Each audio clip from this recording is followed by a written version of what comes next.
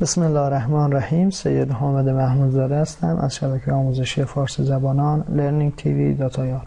در این آموزش می‌خوایم در رابطه با نحوه ساخت یک منوی اسلایدری در یونیتی صحبت کنیم. منوهای اسلایدری معمولا توی بازی اندرویدی به کار میان موقعی که می‌خوایم فرضاً یک مرحله یا یک خصوصیت ویژگی رو فرضاً توی بازی اون ازش استفاده کنیم. میتونیم از این منوها در واقع توی بازی استفاده کنیم. روش کار هم بسیار ساده است. از سیستم UI جدید یونیتی استفاده می‌کنیم و در جلسه اول با استفاده از لمس حرکت میدیم این اسلایدر رو. ما توی پوشه پروژه هم در بخش لول تایملاینز 5 تصویر در نظر گرفتم که عرض و ارتفاع همشون 300 پیکسل در 200 پیکسل هست، یعنی عرضشون 300 پیکسل، ارتفاع 200 پیکسل. نوع همه اونها از نوع اسپرایت هست و گزینه جنریت میپ مپ اونها غیر فعال شده تا کیفیت تصاویر بالاتر بره. برای شروع کار به منوی گیم آبجکت میرم. از قسمت UI میتونم یک شی کانواس ایجاد کنم. میبینید که بعد از اینکه شی کانواس رو ایجاد میکنیم ایونت سیستم ها هم برامون ایجاد میشه. شی کانواس رو انتخاب میکنم و از قسمت کانواس اسکیلر نوع UI اسکیل مود رو روی اسکیل ویث اسکرین سایز قرار میدم تا با تغییر سایز صفحه اسکیل هم تغییر اندازه بده.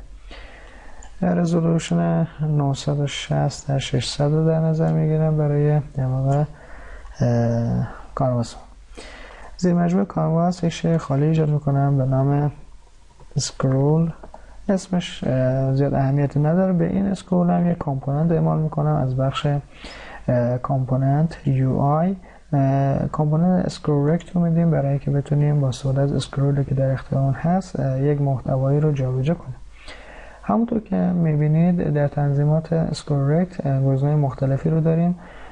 کانتنت، محتویاتی که باید حرکت داشته باشن، افقی یا عمودی بودن اسلایدر، حالتهای مختلف اسلایدر، حالت در واقع دم شدن اسلایدر و یک سری گزینه‌های دیگه که در این قسمت داریم. چون اسلایدر ما افقی است پس حالت عمودی یا ورتیکال رو برمی‌دارم و میرم سراغ ایجاد قسمت اول، یعنی محتوا یا کانتنت. زیر مجموعه اسکرول شی جدید ایجاد می‌کنم به نام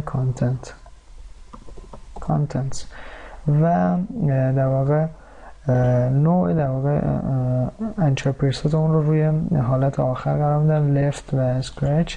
از سمت چپ در واقع ثابت باشه، از سمت راست هم در واقع تا بینایت میتونیم این رو تغییر اندازه بدیم. خب پوزیشن ایکس رو روی 0 قرار میدیم و بذار شی اسکرول رو حالت در واقع روی حالت در واقع استرچ قرار بدیم و از سمت چپ مقدار 0، از سمت راست هم 0، بالا و پایین هم مقدار 0 رو در نظر بگیریم. حالا سراغ کانتنتس میرم و میگم پوزیشن ایکس هم 0 باشه. همونطور که ببینید خط در واقع کمرنگ خاکستری رو اینجا مشاهده میکنم که اندازه کانتنت رو خواهد بود.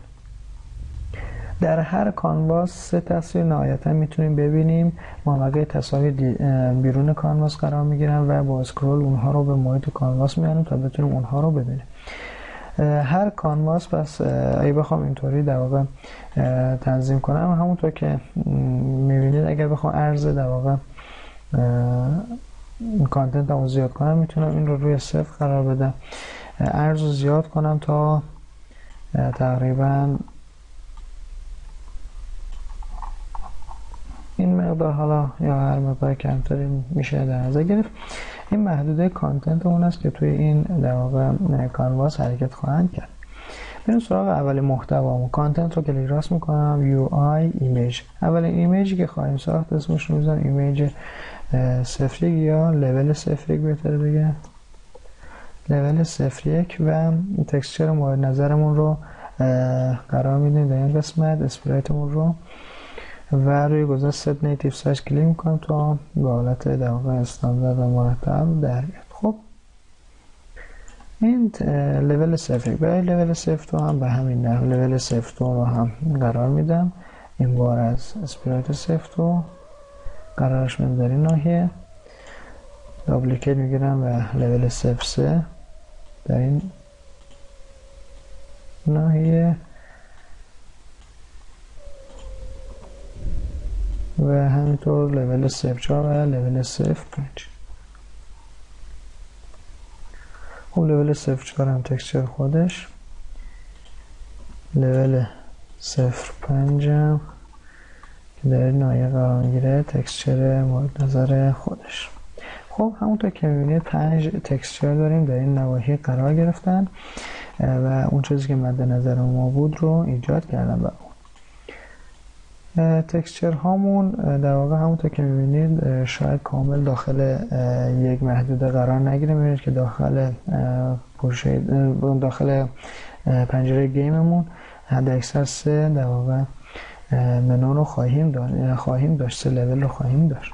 خب روش قرارگیری اینها نظم و ترتیبی که دارن به این هم هست که اولا باید نوع همه اینها، نوع انچپرسز اینها رو روی لفت میدل قرار بدیم تا بتونیم از سمت چپ مختصات بدیم. لول 01 مختصاتش رو میذاریم در مختصات 0. میبینید که به این نایه متعرض. علت این است که پایوت همه اینها رو ما باید تغییر بدیم به نقطه 0. در انتهای کار اون رو برمیگردیم به نایه خودش تا برای زوم کردن روی تصاویر مشکلی نداشته باشه. خب حالا لول 0 رو انتخاب میکنم، در مختصات 0 قرار میدم. ببینید که خیلی در واقع چسبیده به محیط هست. لول 02 باید به اندازه عرض این لول به علاوه 20 پیکسل بیاد جلو. عرض این لول 300 هست، 20 هم بهش اضافه کنیم میشه 320. لول 03 میشه 320 به علاوه این هم 300 620 640 ببخشید 640. خب برای لول 4 هم به همین نحو، یعنی 640 رو 300 تا به اون اضافه کنیم میشه 940 میشه 960. و در نهایت هم برای لول شماره 5 960 300 تا اضافه کنیم میشه 1260 1280. می‌بینید که فاصله هر دو در واقع لول با هم برابر هست. نکته دیگه که داریم اینه که تمامی اینها باید به اندازه در واقع 300 پیکسل در واقع رو به جلو حرکت داشته باشن. حالا این رو هم در ادامه بهتون خواهم گفت علتش چیه. فعلا این رو داشته باشیم تا همینجا در واقع کانتنتمون رو ایجاد کردیم. کانتنتمون ارزش باید حتی کمتر هم بشه، میتونیم از اینجا ارز کانتنتمون رو در واقع کمتر هم بکنیم. خب میبینید که مقدار مناسبی هست. لول های دیگه هم میتونید توی این قسمت قرار بدید، بیناهد لول، که میتونید بین اونها جابجا بشید. بریم سراغ ایجاد اسکرول بارمون. کافیه روی اسکرول کلیک کنم و از قسمت یو آی اسکرول بار جدید ایجاد کنم و نیاز به تغییر نام نیست. در قسمت تنظیمات اون مقدار ولیو رو روی 0 قرار میدم، لفت تو رایت رو هم روی لفت تو رایت قرار میدیم، نیاز به تغییری نیست و فقط میتونم اون رو جابجا کنم به بالا یا سایز اون رو تغییر بدم. در واقع خب بذارید از این قسمت در واقع میتونیم در واقع اون چیزی که میخوایم رو ایجاد کنیم.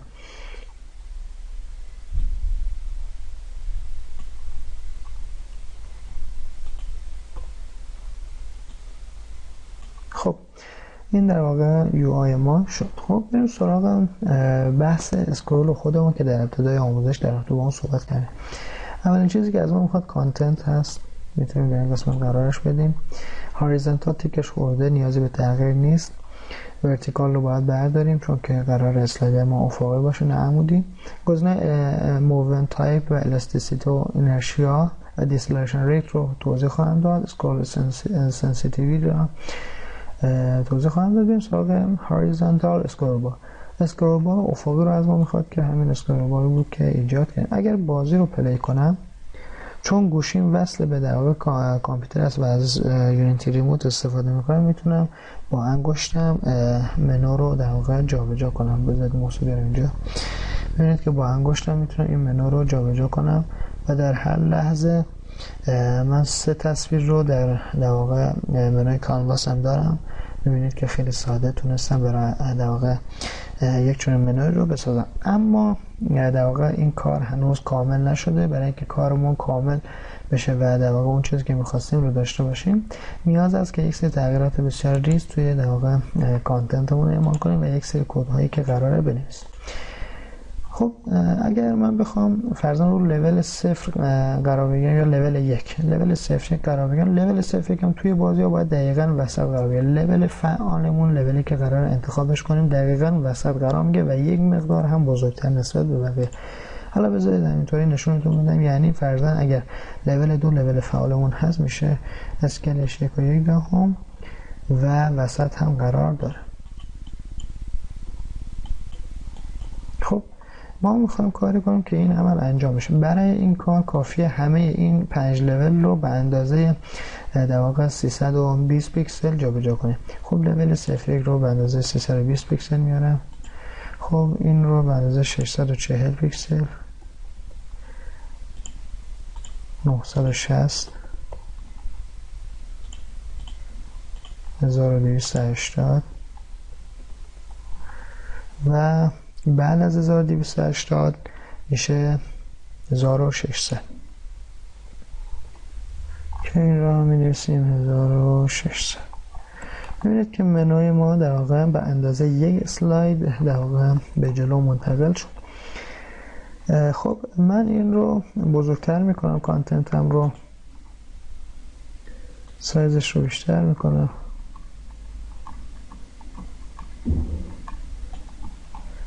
به اندازه 1920 قرارش میدم. علت چیه؟ چرا 1920؟ چون که تعداد در واقع اینها رو اگر بشماریم 1920 هست. حالا اگر بر فرض ما به آخرین در واقع تصاویر رسیم، یعنی تصویر لول آخرمون، این لول هم باید دقیقاً بیاد وسط قرار بگیره، یعنی باید یک لول خالی دیگه اینجا داشته باشه. پس من میام و در واقع به اندازه به جای در واقع 1920 320 پیکسل دیگه به اون اضافه میکنم. به باید یه 2240 پیکسل رو اینجا داریم. خب حالا اگر بازی رو پلی کنم، میبینید که در ابتدای بازی که این بازی شروع میشه، ما در لول 1 قرار داریم. لول فعالمون هست، جلوی دیدمون هست و در مرکز صفحه. همینطور که به لول های جلوتر میریم، در واقع به لول آخر که میرسیم، لول آخر هم لول فعالمون میشه و در مرکز صفحه. به عبارت دیگر ما اینجا یک لول مخفی داریم، کسی نمیبینه، یک در واقع فضای خالی داریم. در ابتدای کار هم یک فضای خالی برای کار مورد نظر خودمون. خب ما نیازی به هیچ کد اضافه برای لمس نداریم. بحث لمس همینطور که گفتم، گوشی من وصل به کامپیوتر هست، موس رو میارم اینجا، با یونیتی ریموت میتونم کنترل کنم این در واقع منو رو. خیلی راحت با لمس کردن میتونم در واقع روی منوی خودم حرکت داشته باشم. نکته ای که هست اینه که میخوام وقتی که روی تقریبا وسط این دو تصویر بودیم، اگر نزدیک به تصویر شماره 1 بود بره روی تصویر شماره 1، اگر نزدیک به تصویر شماره 2 بره روی تصویر شماره 2 و الی آخر. یعنی یک حالت در واقع مگنت یا مغناطیسی داشته باشه روی لول ها. این یک نکته دیگه تنظیمات اسکرول بود که قرار بود در رابطه با اونها صحبت کنم. اولین گزینه که قرار بود در رابطه با اون صحبت کنیم موومنت تایپ هست. گزینه unrestricted، elastic و clamped. unrestricted میاد و هیچ تأثیر روی حرکت اسلایدر نمیذاره، خیلی ساده حرکت میکنه روی اسلایدر، تا بی‌نهایت میتونیم بریم. همینطور میبینید که اسلایدر تا بی‌نهایت میتونه بره. خب ولی این جالب نیست. اون چیزی که مد نظر ما هست اینه که از یک حدی به بعد اسلایدر به اون طرف نره و یا به عقب برنگرده. پس باید روی حالت الاستیک باشه.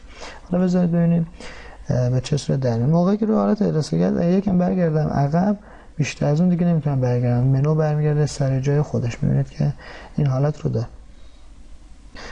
و با استفاده از گزینه الاستیسیته میتونید این برگشت رو تغییر بدید. فرضاً من به نیم اگر تغییر بدم، میبینید با سرعت کمتری برمیگرده، حالت الاستیسیته کمتری داره و حالت نرمی بیشتری داره و خیلی نرمتر به حالت اولیش برمیگرده. این رو من روی 1 قرار میدم، 1 دهم قرار میدم تا حالت پیش‌فرض رو داشته باشه. گزینه اینرشیا رو داریم. این هم زمانی به کار برده میشه موقعی که میخوایم داریم لمس میکنیم روی منوها اگر بخوایم حرکت ادامه دار نباشه گزینه اینرشیا رو میزنیم، مقدار دیسلریشن ریت رو میزنیم تا در واقع اون حرکت رو داشته باشیم. برفرض اینرشیامون فعال باشه، من بازی رو پلی میکنم، ببین موقعی که حرکت میکنم روی لمس خودش میره به جلو بدون که من دست بکشم، یک بار دست رو میکشم مابقی مراحل خودش میره جلو. اما اگر اینرشیا رو بردارم همین که دست میکشم فقط یک حرکت، خیلی ساده در ابتدا تا نفت، در وسط کار خیلی ساده حرکت‌های ساده‌ای رو داره. اما همین که اینرشیا رو میزنم میبینید که حرکت نرمتری رو خواهیم داشت. میتونیم دیسلریشن ریت رو مقادیر رو بالاتر بدیم، خواهید دید که با یک حرکت بسیار ساده روی اسلایدر رو به مقدار خیلی زیادی حرکت خواهیم کرد. گزینه اسکرول سنسیتیویتی داریم، حساسیت اسکرول هست، این هم در واقع از گزینه است که میتونیم در واقع داشته باشیم. در تو حساسیت اسکرول هم میتونید این رو تغییر بدید و اون حساسیت رو مد نظرتون رو داشته باشید. و اما آخرین مرحله کار توی این آموزش تغییر در واقع اسلاید فعال اون هست. میخوایم به یک مقدار خیلی کمی اسلاید اون بزرگ باشه، تغییر اندازه پیدا کنه. حالا نیاز نیست که حتما مقادیر بزرگی باشه. فرضاً اگر روی لول 0 هستم میخوام سایزم بشه 1.1 برابر یا 1.5 برابر، 1.5 برابر، از جهت وای هم 1.5 برابر، یا هر افکت دیگه که هر در واقع حالت دیگه که میتونید داشته باشید. اگر بخواید اندازه تصاویرتون بزرگتر باشه میتونید فاصله بین این دو رو، بین هر دو اسلاید رو تغییر بدید تا بتونید اثر بهتری داشته باشید. من میخوام به جای فاصله 20 پیکسل بین هر کدوم از اینها 40 پیکسل رو در نظر بگیرم. پس برای در واقع لول 0 به جایی که بگم 320 از 300 در واقع 50 رو در نظر میگیرم، از 350 استفاده میکنم. برای لول 2 350 و 350 میشه 700. برای لول 3 700 و 350 میشه 1050.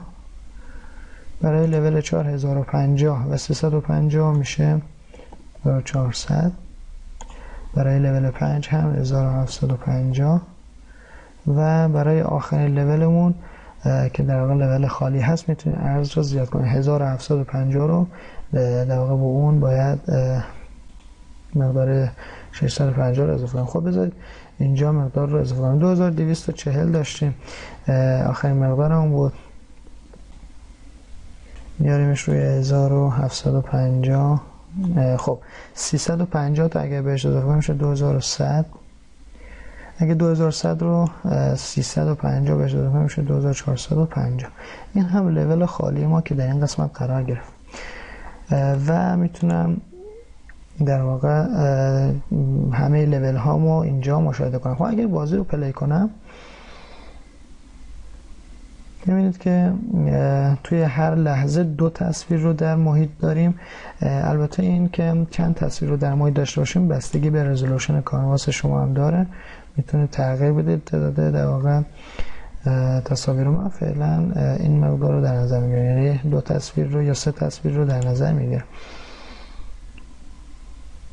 در هر لحظه 3 تصویر رو داریم. میبینید که توی محیط در هر لحظه 3 تصویر داریم. فرضاً میخوام لول 0 لول فعال باشه، خیلی راحت میتونم بگم 1.2 برابر 1.2 برابر بشه. حالا چون که میخوام از مرکز در واقع اسکیلم انجام بشه همه اینها رو انتخاب میکنم، پایوت رو که روی 0 قرار داده بودم روی نیم برمیگردونم که دیگه در واقع برای بزرگ نمایی تکسچر هم ازش استفاده کنم. خب بریم سراغ اسکیپ نویسیمون و اینکه چطور لول فعالمون رو اسکیل کنیم. برای بحث اسکیپ نویسی پوشه جدیدی ایجاد میکنم به نام اسکریپتس و توی اون در واقع اسکریپت سی شارپی رو ایجاد میکنم به نام فرزن اسلایدر منو و اونو بازش میکنم. خب در ابتدای کار در بخش کلاس ها در قسمت لایبرری ها از using system.collections.generic استفاده میکنم. میخوام بگم که فلان تصویر بزرگ بشه، چون 5-6 تا تصویر داریم، میخوام از یک لیست استفاده کنم و اینا رو توی این لیست داشته باشم. using unity engine.ui. چون میخوام از UI جدید یونیتی استفاده کنم باید کتابخونه اون رو ایمپورت کنم. بریم سراغ متغیره ها. اول متغیری که داریم میگم public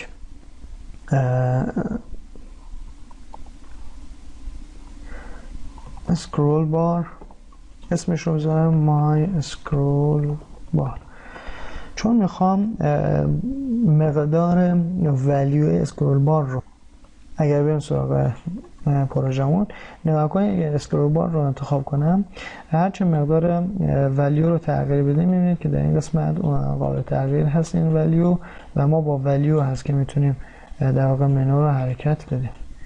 این که خیلی ساده با مقدار ولیو میتونیم منو رو تغییر بدیم. خب من میخوام مقدار ولیو رو بهش دسترسی داشته باشم. اول از همه باید شی اسکرول بار رو پیدا کنم، برم سراغ کامپوننت اسکرول بارش و سپس برم سراغ گزینه ولیو. پس این یه خط کد برای پیدا کردن شی اسکرول بارمون هست. گزینه بعدی که در لیست تصاویرمون هست میگم public list image و اسمش رو میذارم level thumbnails.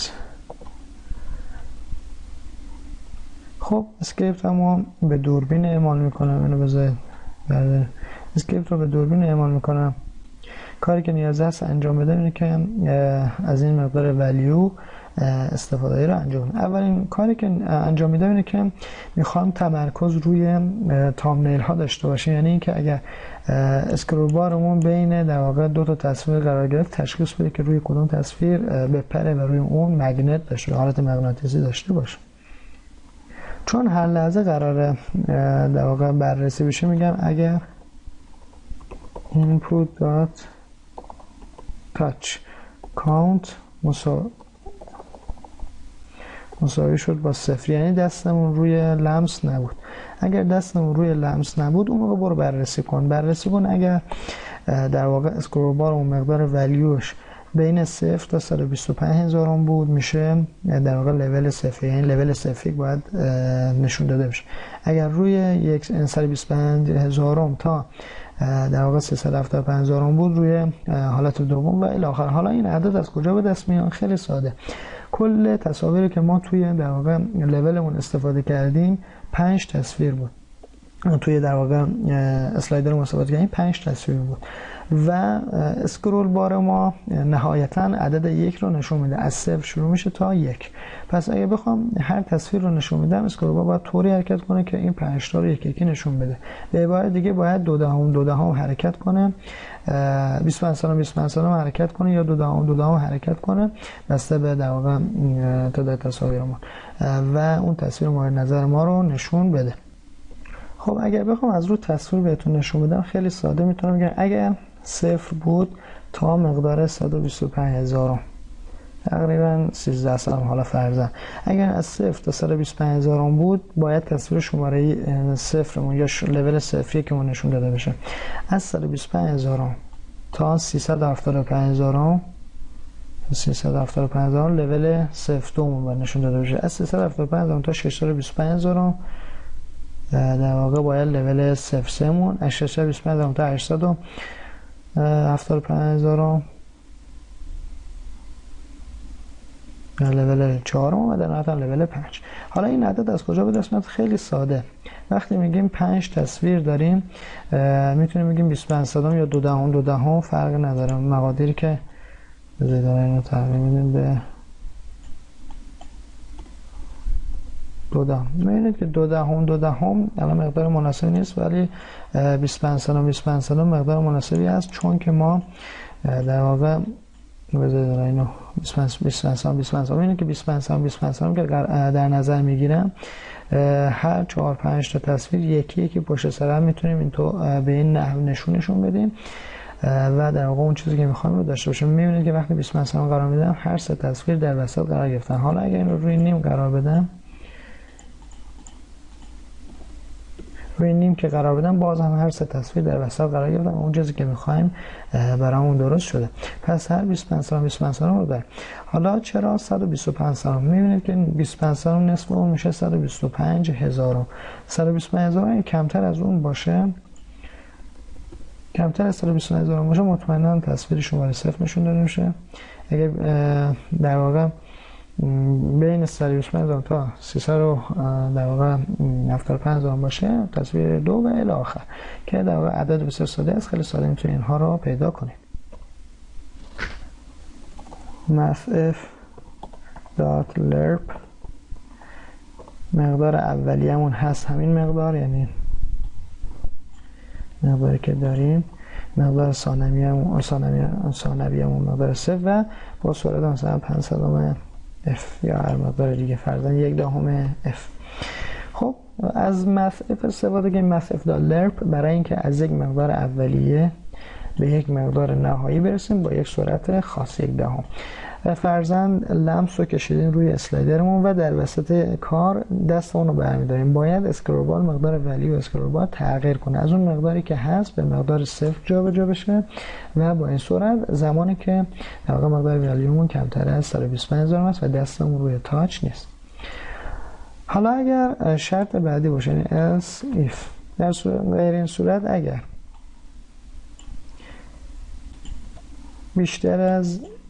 بیشتر مساوی 125000 و کمتر از 375000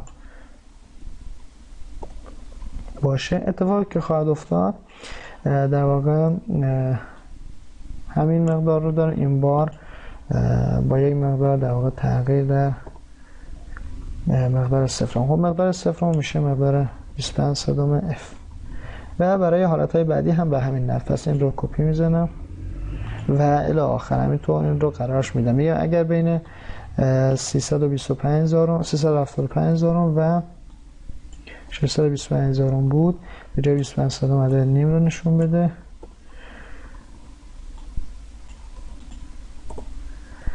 اگر 625000 تا 875000 بود، مقدار 7500 و در نهایت هم اگر 875000 تا 1 بود، کمتر مساوی 1 بود، اون موقع مقدار 1 رو در نظر بگیر. خب ببینیم حالا کدمون درست کار میکنه یا نه. اگر برم سراغ مین کامرا که اسکریپت رو بونه ما کنم، اولین چیزی که از من میخواد مای اسکرول بار هست. خیلی ساده میتونم اون رو درک کنم. لول تامنیلز رو میخواد از من 5 لول دارم. لول 01، لول 02، لول 03، 04 و در نهایت هم لول 05. حالا اگر بازی رو پلی کنم، خب من خیلی ساده توی این قسمت میبینید که دیگه چون بحث تاچ به میون اومد دیگه نمیتونم این رو با موس بکشم. خب خیلی ساده میانه راه ول میکنم اون رو. میبینید خود در واقع اسلایدرمون میره به مقدار 0 یا به مقدار بعدی اون، یعنی اگر نهایت در این لحظه میاد روی دومی، در وسط کار میاد روی اون در واقع اسلایدری که مد نظر ما هست. فرضاً در میانه راه اینجا قرار میدم. میبینید که اون حالت مورد نظرمون ایجاد شد و خیلی ساده میتونیم در واقع روی عناصر خاص خودمون در واقع تاثیرگذار باشیم و اون در واقع محدوده که مد نظرمون هست ولیومون تغییر کنه به اون محدوده و اون تصویر رو بهمون نشون بده. مرحله نهایی کار زوم بزرگ شدن اون تصویر فعالمون است که این هم خیلی ساده میتونیم با چند در واقع کد ساده اون رو هم ایجاد کنیم. خیلی ساده میام و فرضاً همین خط کد رو کپی میزنم. این بار خارج از در واقع بحث تاچمون میگم اگر مقدار اسکرول بارمون روی کمتر از 125 بود، 125000 بود، یعنی اینکه اولین در واقع لول روی اولین لول زوم کردیم و باید شی شماره 1 مون بزرگتر به نظر برسه. خب شماره 1 مون از در واقع لیستمون استفاده میکنم. میگم لول تامنیلز 0 dot get dot transform dot local scale مساوی است با vector 2 dot lerp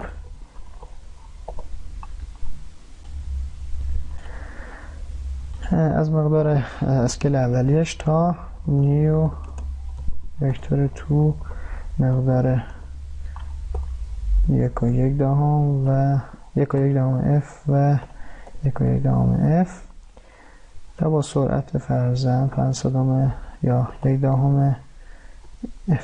خب این برای حالت اول و همینطور باید مابقی تامنیل ها اسکیلشون بره رو حالت 1. پس اینجا تامنیل شماره 1 اسکیل 1 باید بگیرن به خودشون. تامنیل شماره 2 هم به همین نحو، 3 و 4 هم به همین نحو.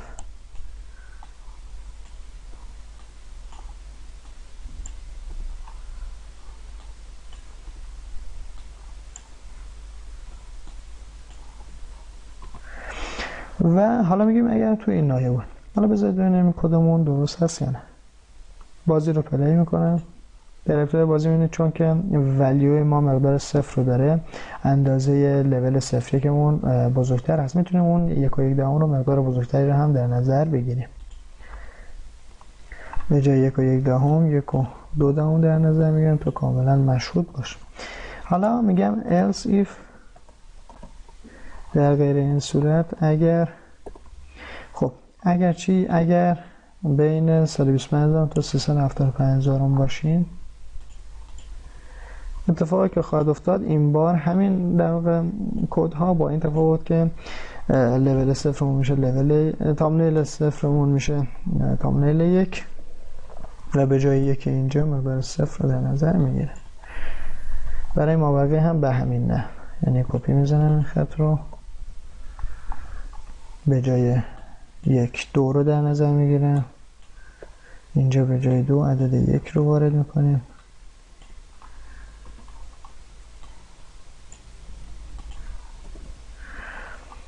در این قسمت به جای 2 3 رو وارد میکنیم، به جای 3 2 رو و دوباره کپی. در نهایت هم برای 4 اینجا به جای 3 4 رو میذاریم، به جای 4 عبارت 3 رو قرار میدیم. خب بریم سراغ شرط ها هم درست کنیم. بین 125,000 تا 375,000 رفتیم، بین 375,000 تا 625,000 رو کپی میزنم. در این قسمت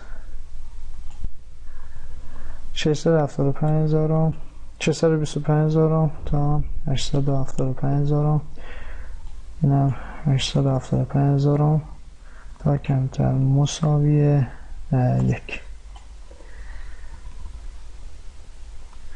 اگر بازی رو پلی کنم، در ابتدای کار تصویر اولم بزرگه، میرم سراغ تصویر بعدی، میبینید که تصویر بزرگ میشه، مابقی تصاویر کوچک میشن و اون چیزی که میخوایم رو به راحتی میتونیم با این داغ روش و ترفند ایجاد کنیم. خیلی ساده یک منوی اسلایدری رو تونستیم با هم با ساده سیستم یو آی جدید یونیتی ایجاد کنیم. امیدوارم از این آموزش لذت برده باشید. توی آموزش بعدی در واقع یک سری دکمه هم به پروژه اضافه می‌کنیم که با استفاده از دکمه هم میتونیم اسلایدر رو تغییر بدیم. امیدوارم از این آموزش لذت برده باشید. تا آموزش بعد، خدا نگهدار.